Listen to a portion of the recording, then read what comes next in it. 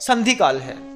इस संधि काल की जानकारी नहीं होने के कारण आपके बच्चे कई बार डिप्रेशन में चले जाते हैं। पता, आईआईटी करने वाला सीधे एम्स में पहुंच जाता है, महाराज लड़का हमारा खिलकट हो गया। क्यों हो गया भाई? बोले पता नहीं क्या हो गया, पढ़ रहा था, पढ़ते पढ़ते पढ़ते डाउन।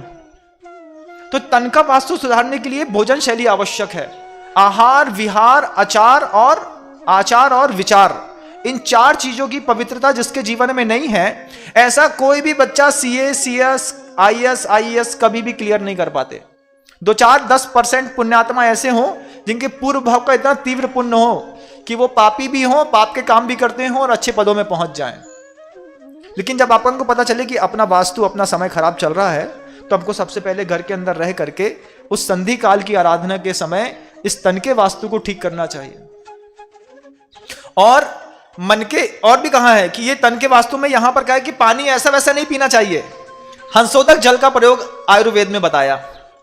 ऐसा पानी पीना है कि उस पानी में सुबह दिन भर धूप पड़ी हो और रात में चंद्रमा की चांदनी से वो शीतल हुआ हो।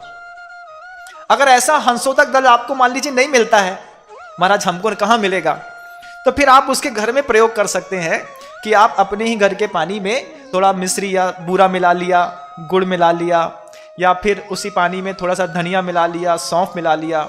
इससे आपके उस पित्त भाव की शमित शांति होती है, शरीर में रोग नहीं होते। शरीर में रोग नहीं होते तो बच्चा रात में 2 बजे तक जगता नहीं है।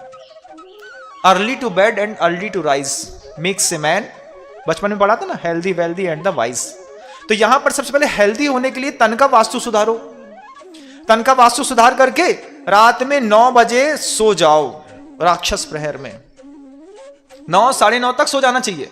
दुनिया के सबसे बुरे काम राक्षस प्रहर में होते हैं। विचार शक्ति इतनी खराब होती है इस राक्षस प्रहर में कि सबसे गंदे काम 9 से 12 के बीच में होता है। 6 से 9 का रौद्र प्रहर। इस रौद्र प्रहर में आदमी बुरे बुरे विचार पैदा करता है, सोचता है अभी मुझे शराब पीने जाना है, अभी मुझे क्लब में जाना है, अभी मुझे कैबरे देखने जाना है, अभी मुझे होटल में जाना है। इस समय 6 से 9 बजे तक आदमी धारणा बनाता है रौद्र काम करने की। 9 से 12 तक जब राक्षस प्रहर चलता है, उस समय इन कार्यों में प्रवृत्त हो जाता है। तो जैसे ही 9 से 12 का समय चले तो आपका कर्तव्य है कि आप अपने घर में सो जाओ। कोई आपत्ति नहीं है घर में सोने से। महाराज लड़का पढ़ रहा है, आईआईटी का एग्जाम देना है, आप सोने की बात कर रहे हैं, रात को 2 बजे तक पढ़ता है हमारा लड़का। तो भैया मैं पूछता हूं कि आपका लड़का रात में 9 से 2 तक पढ़ता क्यों है? आपके बच्चे को रात में 9 बजे सराफत से सो जाना चाहिए और 9 से 2 तक सो करके रात को 2 बजे 2:30 बजे उठ जाना चाहिए। जिस शांति और जिस एकांत की खोज आप रात में 9 से 2 के बीच में कर रहे हैं, उससे गहरी शांति और उससे गहरा एकांत आपको सुबह के 2 बजे से लेकर के 6 बजे तक मिल जाएगा। लेकिन हमारी आदत क्या है? हम रात में पढ़ेंगे खूब सारा, फिर पढ़ के सो जाएंगे। जब राक्षस प्रहर चल रहा है, विवेक की प्रकृति राक्षस के जैसी हो गई है, उस समय ज्ञान हमारे मस्तिष्क में कैसे आएगा? तो जो आईआईटी करने वाले हैं, सीए करने वाले हैं, सीएस करने वाले हैं, जो नीट के क्लैट के एग्जाम देने वाले बच्चे हैं, इनको यह बात जाननी होगी कि इनका एग्जाम क्लियर नहीं हो रहा है। उसका सबसे बड़ा कारण है इनको टाइम मैनेजमेंट नहीं आता। और ये संधि काल आपको टाइम मैनेजमेंट सिखाना चाह रहा है। संधि काल ये बताना चाह रहा है कि आपको दुनिया की सबसे बेहतरीन दिमाग वाला बनना हो, आपको सबसे बड़ा लीडरशिप करना हो, अपनी क्वालिटी डेवलपमेंट करनी हो, तो सबसे पहले क्वालिटी डेवलप करिए कि early to bed and early to rise. सबसे पहले 9 बजे सोना सीखो। जैसे ही राक्षस प्रहर शुरू हुआ, 9, 9:30 पे सो गए, रात को 2:30 बजे, 2:45 बजे उठ गए। ये 2:30, 2:45 बजे का समय है, इसको कहते हैं मनोहर काल। नाम ही देखो कितना अच्छा है, मनोहर काल। 12 से 3 का समय कहलाता है गंधर्व काल।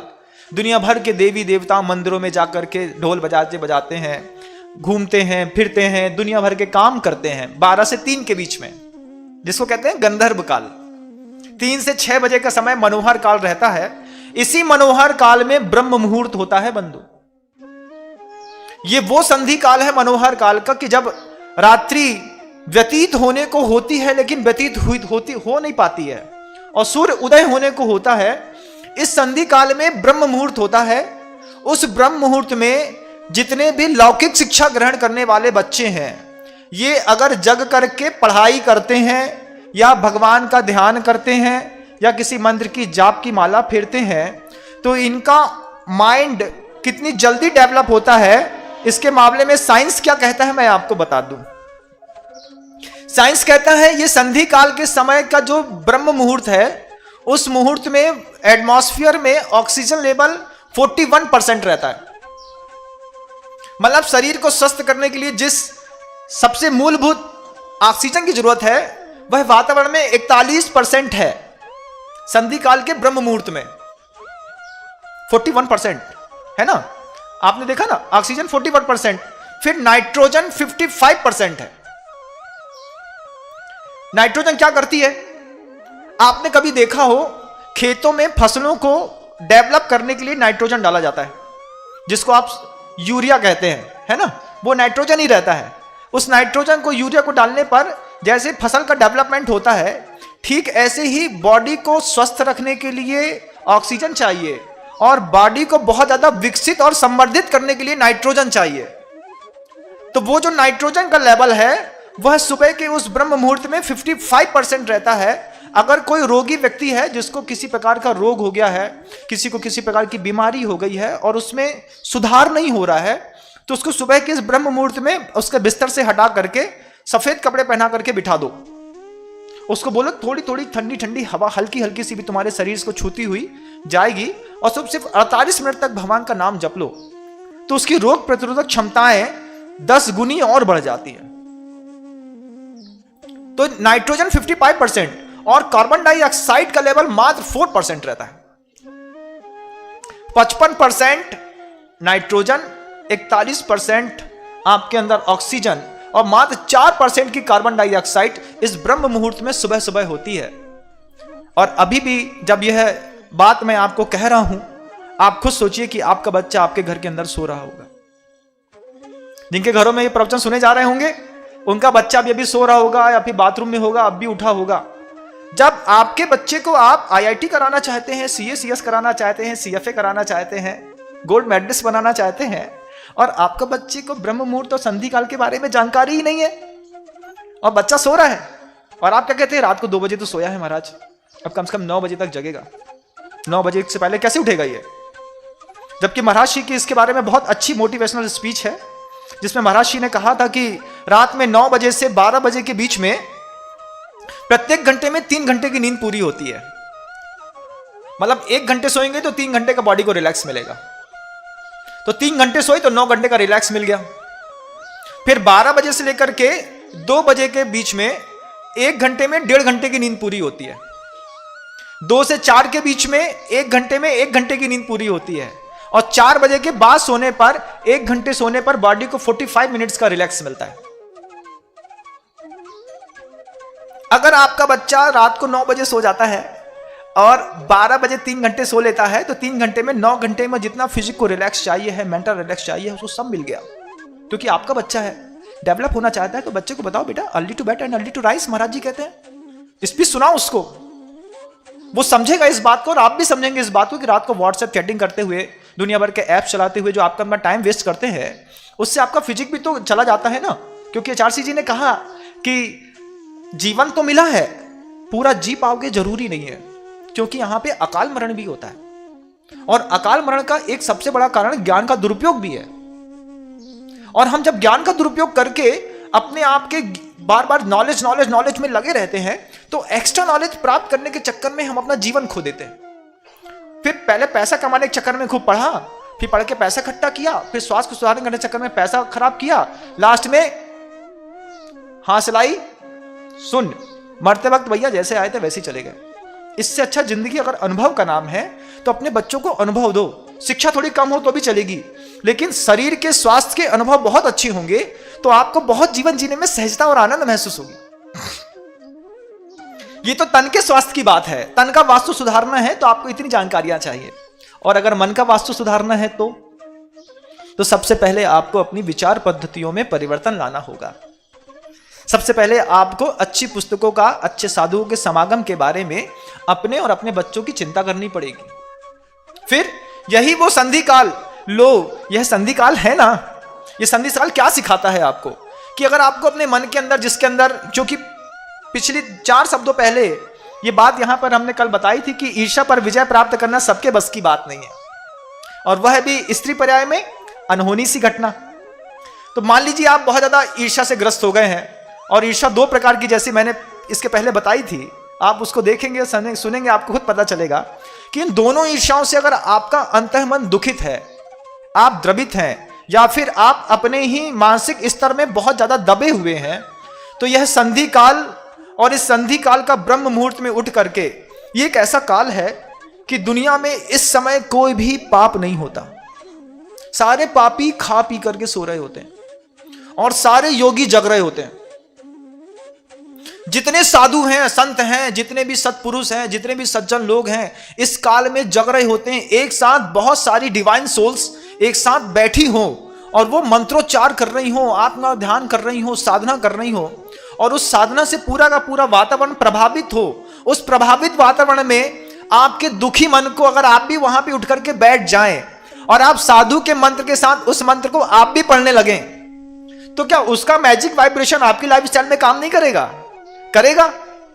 लेकिन हम सोते हैं महाराज, क्योंकि हम रात को 1:30 बजे तो व्हाट्सएप से फ्री होते हैं। अब 1:30 बजे फ्री होंगे तो 10 बजे उठेंगे, जबकि यहां पर अच्छा जीवन जीने वालों के लिए कहा जा रहा है कि वो सुबह उस ब्रह्म मुहूर्त में उठ करके घर के प्रत्येक सदस्य का काम, अगर माता पिता सजग हैं, अगर माता पिता थोड़ा भी कॉन्शियस हैं इस बात के लिए कि मेरा बच्चा है, मुझे डेवलप करना है, टीचर्स क्या डेवलप करेंगे और पैसा क्या डेवलप करेगा, तो माता पिता खुद बैठ जाते हैं साफ सफेद कपड़े पहन करके, बेटा ब्रह्म मुहूर्त है, अपन माला फेरते हैं। तो घर के अंदर एक व्यवस्था बना ली माला फेरने की। उसके पीछे का लॉजिक भले बच्चे को बाद में समझ में आए, लेकिन क्रिया पहले शुरू कर दो। महाराज श्री आचार्य सिंह जी कहते हैं इस बात को कि अपने यहां द्रव्य का जितना प्रभाव पड़ता है, उससे ज्यादा प्रभाव काल का पड़ता है, और अगर काल का प्रभाव पड़ता है तो वह ब्रह्म मुहूर्त, जो संधि काल तो आपको 8 मिलेंगे पूरे दिन में, लेकिन सुबह के उस संधि काल के साथ ब्रह्म मुहूर्त मिलना बहुत दुर्लभ है।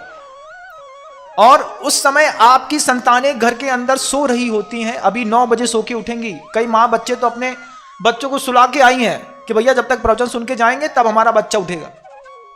ऐसी तो एक ऐसी लाइफ स्टाइल है, उस लाइफ स्टाइल में हम इतने ज्यादा फंस चुके हैं, निकलने की कोशिश भी करें तो निकल नहीं पाते।